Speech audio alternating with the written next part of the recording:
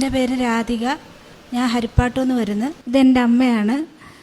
ഞാൻ 2023 7-ാം മാസത്തിൽ 22-ാം തീയതിയാണ് ഞാനിവിടെ ഉടമ്പടി എടുത്തത്.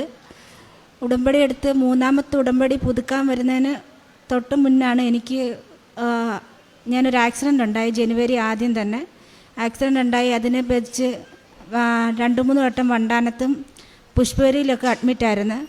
അവിടുന്ന് ഒരു ദിവസം രാത്രി വീട്ടിൽ വന്ന് 28-ാം തീയതി ജനുവരി 28-ാം തീയതി വെളുപ്പിന് 3 മണിയായപ്പം വയ്യാതെ എന്തുവാണെന്നറിയത്തില്ല, എനിക്കറിയില്ല, മോനായിരുന്നു കണ്ടത്.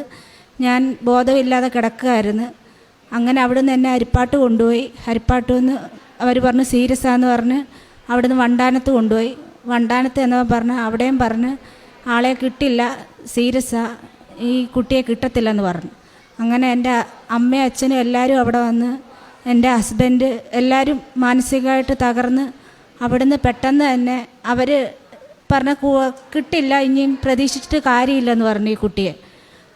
അങ്ങനെ അവിടുന്ന് തന്നെ എൻ്റെ അച്ഛൻ്റെ കൃപ, അച്ഛനാണ് എന്നെ ഇപ്പം എനിക്ക് ഈ 2-ാം ജന്മം തന്നത്.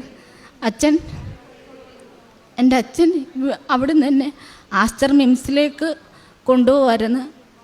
അവിടെ ചെന്നപ്പോഴും ഡോക്ടർ പറഞ്ഞു പ്രതീക്ഷിക്കേണ്ട, ഞങ്ങൾ മാക്സിമം നോക്കാമെന്ന് പറഞ്ഞു. വെൻറ്റിലേറ്ററിലായിരുന്നു. 13 ദിവസം ഞാൻ വെൻറ്റിലേറ്ററിൽ കിടന്ന്.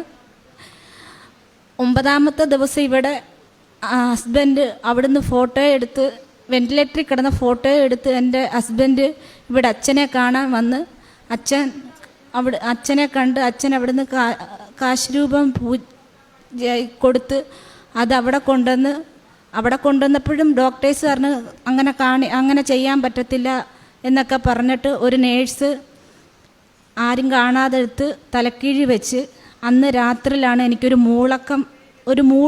ഒരു അനക്കം വന്ന്. ആ അനക്കത്തിൽ പിറ്റേ ദിവസം മുതൽ എനിക്ക് ചെറിയ ചെറിയ മാറ്റങ്ങൾ വന്ന്, പിന്നെ കണ്ണ് തുറക്കാൻ തുടങ്ങി. എന്നാലും ആരും അറിയാൻ പറ്റുന്നില്ല. 13-ാമത്തെ ദിവസമായപ്പം ഡോക്ടേഴ്സ് പറഞ്ഞ് കുഴപ്പമില്ല, കുട്ടിയെ വെൻറ്റിലേറ്ററിൽ നിന്ന് മാറ്റാമെന്ന് പറഞ്ഞു. അങ്ങനെ എന്നെ വെൻറ്റിലേറ്ററിൽ നിന്ന് മാറ്റി. അവിടുന്ന് ICUയിലായി. അവിടുന്ന് എല്ലാം പിന്നെ വാർഡിൽ മാറ്റി. അന്നേരം എനിക്ക് സ്ട്രോക്കും വന്നായിരുന്നു. പിന്നെ എനിക്ക് നടക്കാൻ പറ്റത്തില്ല, ഒന്നും പറ്റില്ലെന്ന് ഡോക്ടേഴ്സ് എല്ലാം എഴുതി വെച്ചായിരുന്നു. നടക്കാൻ പറ്റില്ല, സ്ട്രോക്കും കൂടെ വന്നേക്കുന്നതുകൊണ്ട് വളരെ പാടായിരിക്കുമെന്ന് പറഞ്ഞു. എനിക്ക് ഫെബ്രുവരി 25 ആയപ്പം എന്നെ വീട്ടിൽ ഡിസ്ചാർജായി കൊണ്ടുവന്ന്. വീട്ടിൽ വന്നപ്പോഴും ട്യൂബ് ഇട്ടുകൊണ്ടാണ് ഞാൻ വന്നത്. എൻ്റെ മൂക്കിലും എല്ലാം ട്യൂബ് ഇട്ടാണ് എന്നെ വീട്ടിലും കൊണ്ടുവന്നത്. അവിടുന്ന് ഡെയിലി ഫിസിയോതെറാപ്പിക്ക് ഒരു കുട്ടി വരുന്നുണ്ടായിരുന്നു. ഇന്നും ഫിസിയോതെറാപ്പി ചെയ്യുന്നുകൊണ്ടിരിക്കുന്നതാണ്.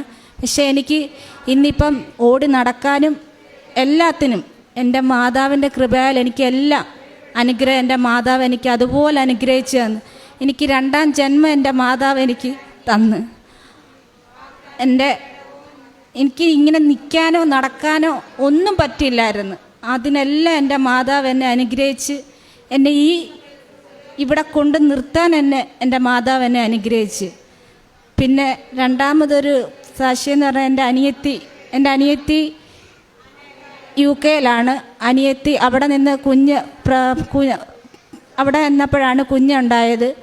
അവരിവിടെ കുഞ്ഞിന് ചോറ് കൊടുക്കാൻ വേണ്ടി വന്നപ്പോൾ എൻ്റെ കുഞ്ഞിന് ഇതുപോലെ കണ്ടിന്യൂസ് ഫിക്സ് വന്നുകൊണ്ടിരിക്കുമായിരുന്നു, നിൽക്കത്തില്ല.